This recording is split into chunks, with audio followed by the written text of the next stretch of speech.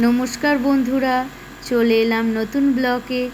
আজকের ব্লগটা হলো পুরী যাওয়ার ব্লগ। পুরী যাওয়ার জন্যে আমরা আগের দিনই হাওড়া পৌঁছে গেছিলাম। রাত্রে ছিলাম হাওড়া স্টেশনের রেস্ট রুমে, আর রেস্ট রুমটা ছিল খুবই সুন্দর। 2-3 জনের পক্ষে সাফিসিয়েন্ট বিছানা, বাথরুম সব কিছুই ছিল খুবই ভালো। এসিও ছিল, গরম জলের ব্যবস্থাও ছিল।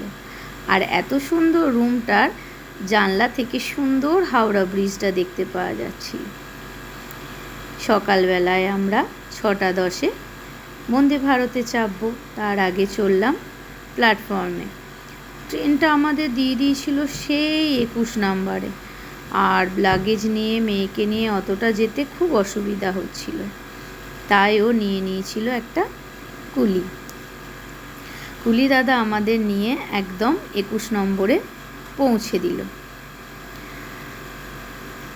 যেতে যেতে মেয়েকে ওর পাপা কিছু টুকিটাকি জিনিস দেখিয়ে দিল।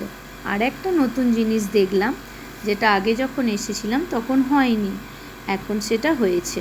সেটা হচ্ছে হাওড়া মেট্রো। হাওড়া মেট্রোটাও এবার চালু হয়ে গেছে। আপনারা কেউ এলে অবশ্যই ওটা পেয়ে যাবেন। এই আমাদের ডেস্টিনি বন্দে ভারত এক্সপ্রেস। অনেকেরই চাপা হয়ে গেছে, কিন্তু আমাদের এই প্রথম, তাই আনন্দটা খুব বেশি। এখনও পর্যন্ত সবাই ছবি টবি তুলছে, মানে খুব একটা পুরনো হয়েছে বলে আমার মনে হচ্ছে না। আমরাও কিছু ছবি টবি তুলে নিলাম, তুলে নিয়ে চললাম আমাদের বসার জায়গায়। এবার আমরা উঠে গেছি বন্দে ভারত এক্সপ্রেসে। আমার মেয়ের আনন্দটা কিন্তু খুব একটা কম ছিল না। মেয়ের মতো আমিও ছোট ছেলে হয়ে গেছিলাম। উঠে গিয়েই পাদানিটা আগে খুলে নিয়েছি দুজন মিলেই, আর মেয়ে খুঁজে চলেছে আর কোথায় কি আছে। এই খাবার দিলে রেখে খাওয়ার যে তাকটা, সেইটা সুন্দর, এত সুন্দর সিটের পাশে রাখা, ঢুকিয়ে রাখা, খুব ভাল লাগলো এই সিস্টেমটা। এটা কিছু ঝুলিয়ে রাখা, ব্যাগ ট্যাগ ঝুলিয়ে রাখার পক্ষে খুব সুন্দর। আমার মেয়ে সবেতেই ফার্স্ট। তারপর উঠেই চলে এলো জলের বোতল আর খবরের কাগজ। যার যেটা ইচ্ছা সে সেটা নিতে পারে। ইংলিশ আর বেঙ্গলি ভাগ আছে।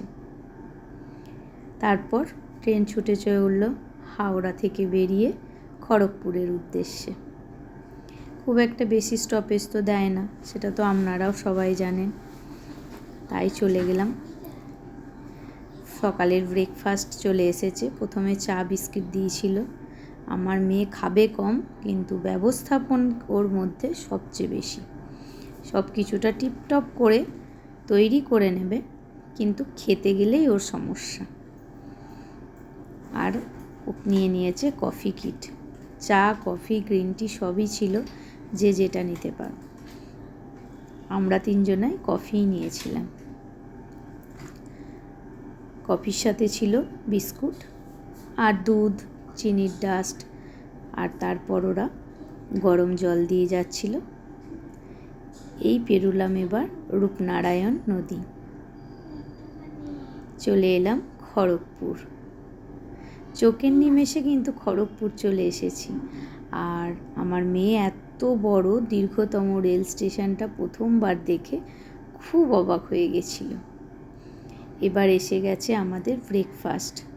আমরা ননভেজ নিয়েছিলাম। ননভেজে যা যা ছিল দেখতেই পাচ্ছেন। কর্নফ্লেক্সটা ছিল, কর্নফ্লেক্সটা আমাদের আর খাওয়া হয়ে ওঠেনি। কেক খেয়ে উঠতে পারিনি। কলা আর আপনার ব্রেডেই আমাদের হয়ে গেছে।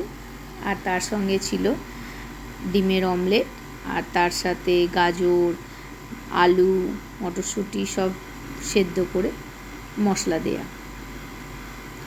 ট্রেন ছুটে চলেছে আপন গতিতে, আর আমরা একটার পর একটা ছবি তুলতে আর বাইরের মনোরম দৃশ্য দেখতেই ব্যস্ত। নতুন জায়গা দেখতে ভালো লাগে না বলুন? খুব সুন্দর লাগে দেখতে।